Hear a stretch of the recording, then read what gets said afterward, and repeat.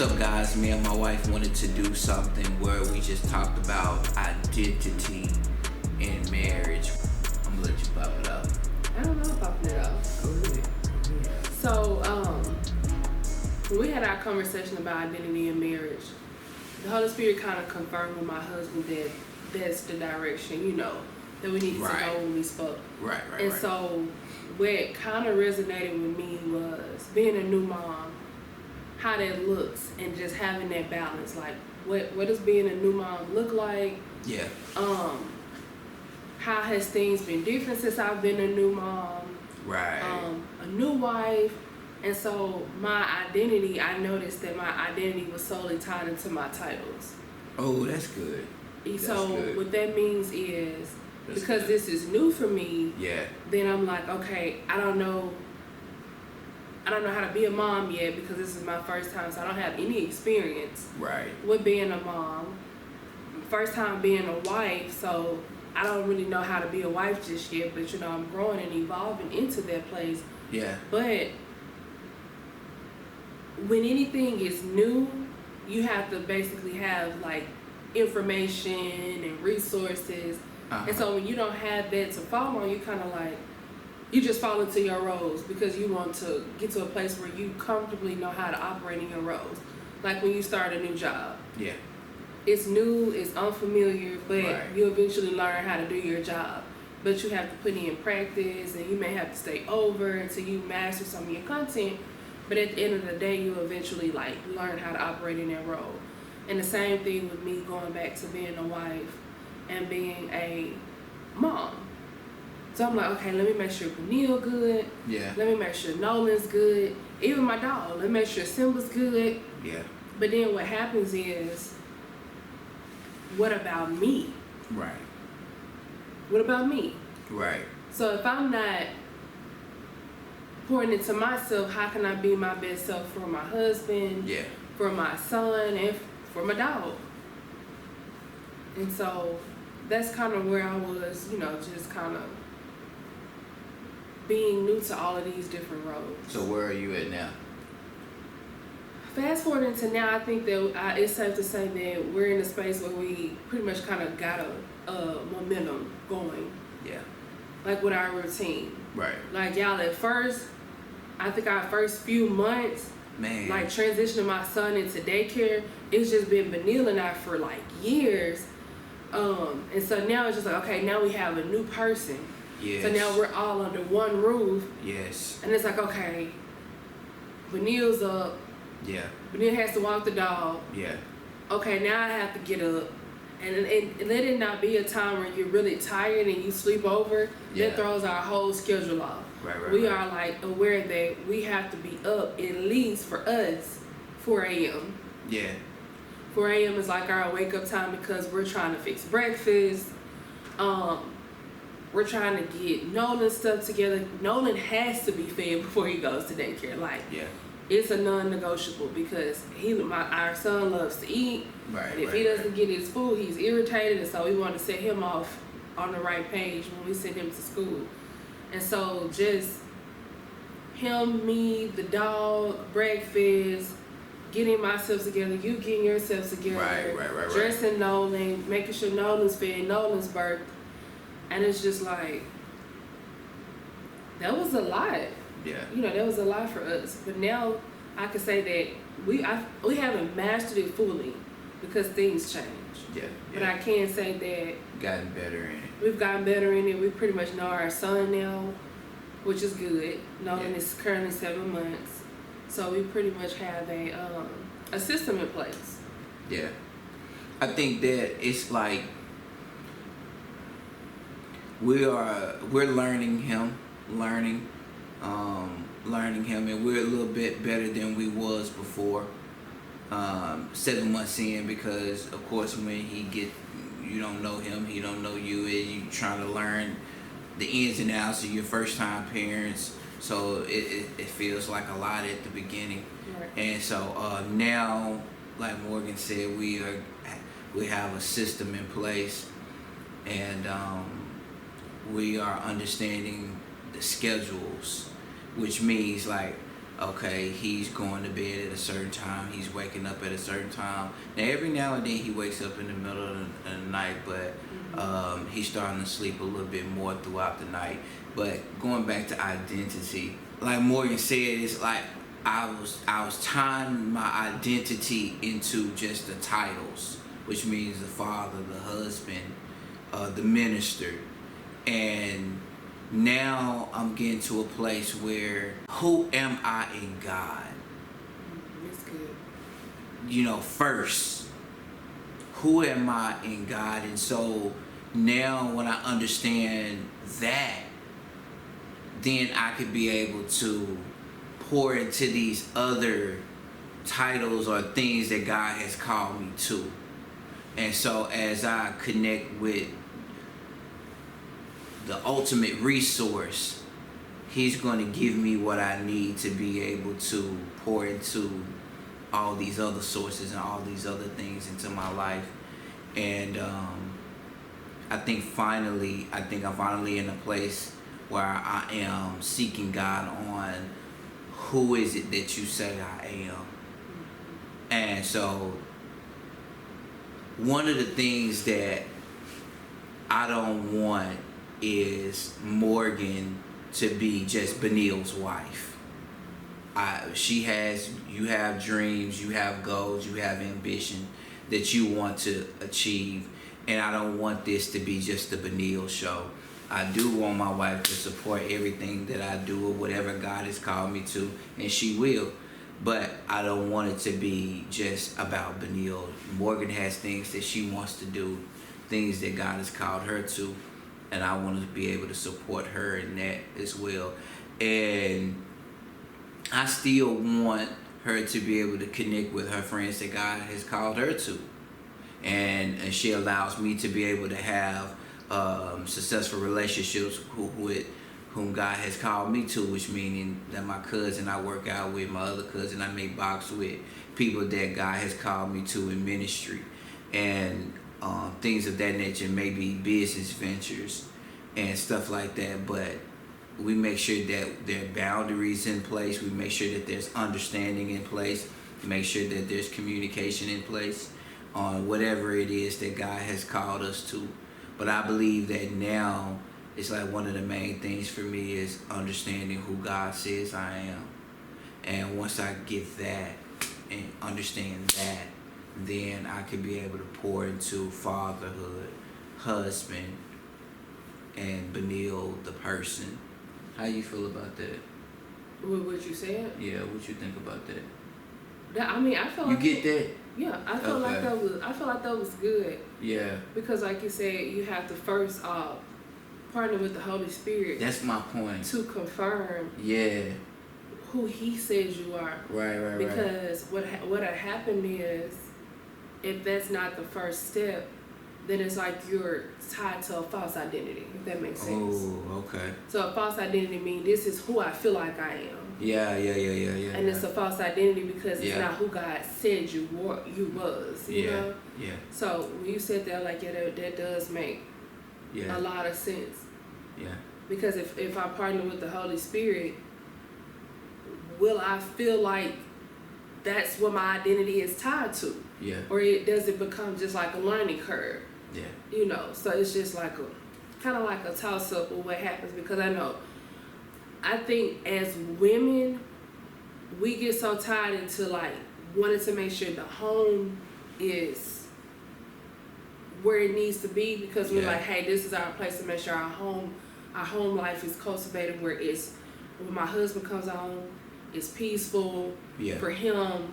And you know, that's kind of like your role to kind of help cultivate the home. Yeah, the husband does too, but like as a wife, I think for us, we kind of like wanted to always make sure that we keep everything together. And so naturally, and then I think for me, being a teacher, it comes like easily for me to do that just off of what I do. I'm with kids all day, 20 kids all day long. Mm-hmm. So in my role, I have to provide a certain type of climate for parents, for kids, you know, for my coworker that I work in the room with. So we both understand that like this is a part of like what our classroom environment looks like. It has to be welcoming, it has to be safe. Families have to feel safe to drop their kids off.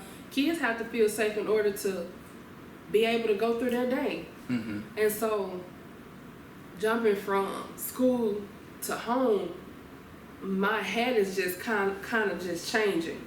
So it's super easy for me to like fall into these roles without making sure that I'm good, because all I'm doing all day is just nurturing. Okay, what do you need? Okay, what do you need? How can I help you? How can I help you? So for me, I have to be very intentional about making sure that I'm good, like me personally, because I notice that's what makes me better, is if I'm pouring into my own cup. When I don't get that time with God, when I don't get that alone time, because I'm like a cell phone. If I don't have that time to socially unplug, then I'm not my best self. Yeah. Because I'm in the forefront all day. I'm interacting with people. I'm making sure people are good. That's a part of my job. So I'm doing that for 8 hours, and then I just really may have enough time depending on what day it is. Because if it's a day where I go get my son, then I may have a 15-minute span where I'm like, I got my head off. Okay, let me put my head back on, because now I go in and I get my son, and now I jump right back into mom mode. So I think that one of the things for me is, as a man, you really taught just to provide and protect. Those are one of the two of the key things that you're taught as a little boy, as to when you get a family, provide and protect. But I think that one of the things that was missing for me with education was you're not really taught to partner with the Holy Spirit as well on guiding and educating your family. You pretty much make sure you take care of the bills, make sure you get you a job, and make sure nothing really happens to them. That's about the basis of it. And but you're not really taught to communicate with God and allow God to lead your family. And so that's in my mind as a little boy, that's what my identity was tied to, is just being a provider, being a protector. And so now it goes back to what I had the conversation with you earlier about. In everything that you do, you want to make sure that you are communicating with God about these different things. You know, you trusting in the Lord with all your heart and lean not to your own understanding. In all thy ways follow him, and he's going to direct thy paths. So in all thy ways, I want to make sure that I'm partnered with the Holy Spirit. I want to make sure I'm communicating with Holy Spirit. And then as I do that, that's where my love is going to be coming from. And that's where I'm going to be able to disperse. That's where I'm going to be able to pour into everybody else. But I got to make that a priority on a regular basis to be able to plug in and to be able to charge up on a regular basis. And as I do that, then I believe that I'll be okay.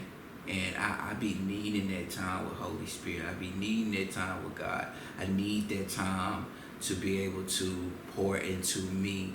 And that is what'll keep me going. And that's what'll keep me from looking at somebody else's family and be like, why is not my family not there? Or looking at somebody else's business and be like, why is my business not there?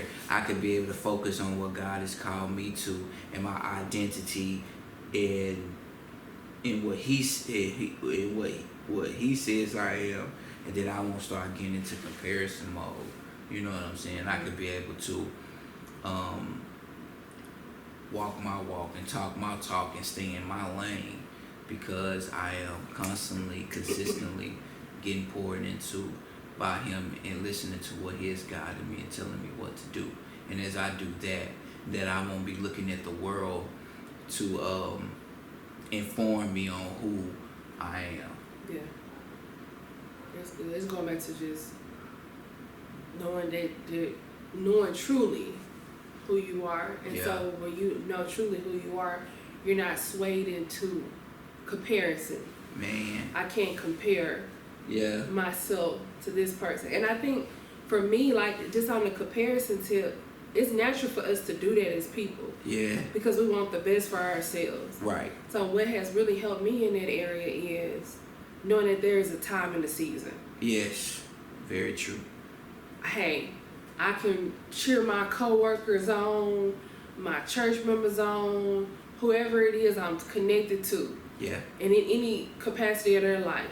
So if my coworker got a promotion, Yeah. I'm not gonna hate on my coworker that had a promotion. I'm gonna thank God for them being able to get that, and I know like, Absolutely. hey, my season is coming. But in True. the meantime, I'm gonna congratulate whoever it is that I'm connected with that's elevating. I'm never gonna hate on anybody that's elevating because I know it's just a matter of a season that I'll reap what I've planted, you know. Yeah, for sure. I think that that's very important to look at it like that because it's so easy to hate on somebody when you are not secure in who you are. And that's why it's so important for you to be tapped in and educate yourself and do what you are called to do, because then I won't be looking at what you got going. Because I've been at fault for that. I've hated on somebody. I've been jealous of people because I haven't been focused on what God has called me to. Yeah. Then I start comparing myself to them, and then that's when you're not operating in the will of God, because now I'm comparing myself to them. Why my car don't look like that? Why my family don't look like that? Why my house don't look like that? Or my place of living? Why it doesn't look like that? Why my finances don't look like that? And I just start doing things that God has not called me to do. But as I focus on what God has called me to, as I begin to again communicate with Holy Spirit, then I won't have to look at what you got going. I can actually salute my coworker that actually got the promotion. And I think it to myself, how they gonna promote her? She don't even come to work. Yeah. That's real. She late every day. Right. How she gonna come? Nah, I could be able to salute my coworker and be like, hey, congratulations, bro. You doing your thing. Not like, man, bro, I done missed like the past 3-4 days. He don't ever, you know what I'm saying? He done did no call, no show. Right. Like they say, preach. You know what I'm saying? But at the same time, now I can congratulate you and be happy for you instead of basically what I'm getting from what you're saying, because I am partnering with Holy Spirit. I am communicating with God. I am becoming secure in who I am. Then I look at your opportunity that you are blessed with as motivation or inspiration instead of jealousy or hate, or looking at it as comparison. And at the end of the day, you need God to be able to do this. And that's what's going to keep you sane. That's what's going to keep you healthy spiritually, emotionally. And you may have some times, and if you do feel that spirit that's trying to come up against you, I just recommend you communicate with God about it.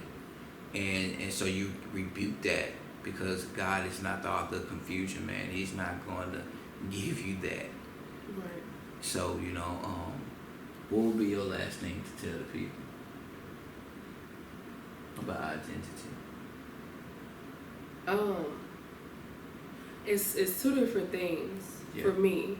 The first thing is, I know a lot of times, you know how a person will create content and you say these things, partner with the Holy Spirit, do this. Mm-hmm. What does that look like? So Mm-hmm. partnering with the Holy Spirit looks like That's good. however you want it to look. That's good. And what that means is, I don't know about you guys, but I say for me, as you kind of like matriculate in your walk with Christ, Mm-hmm. you look at how another person do things. Oh my God, she could pray really well. Yeah. She could beat the house down and she could prophesy. Yeah. Oh, I want to do it like she does it. Just have a conversation with God. Yeah, that's It doesn't good. have to be, you don't have to speak in tongues of that, for 5 or 10 minutes. Sometimes it's just about, okay, God, I am here. I am frustrated. Just true realness. realness, like with God. Yeah, I feel that. Because I used to think, me personally, I can only speak on Morgan because I can account for myself. Yeah. I would think I needed to come to God with these elaborate words and just like the That's perfect real, though. prayer. Yeah, I feel that. And I was like, you know what? No, it doesn't have to be like that. Yeah. There was a woman of God who said that, and I went to like a conference, and she kind of broke that down. I was like, you know what? I did feel like I had to just have the right words. Right. But not really. Like, you could just come, like, I'm sitting here talking to Benil, I'm comfortable, I'm having a conversation with my husband, we're, shooting content in the comfort of our home. That's comfort, that's a level of comfort. Yeah. And as I partner with God, the more I come to Him, it becomes like that intimacy is like something that you yearn for. You're Okay, woman comfortable, of God. you're comfortably doing it. I'm on a roll. At the end of the day, partnering with Holy Spirit, you cannot go wrong. And as you do that, as you communicate with God, wherever you are in your walk, God is going to answer that. God is going to reply back. All right. Hope that y'all are blessed. Hope that y'all are sound mentally, emotionally, spiritually. And I'm praying God's blessings over you on today.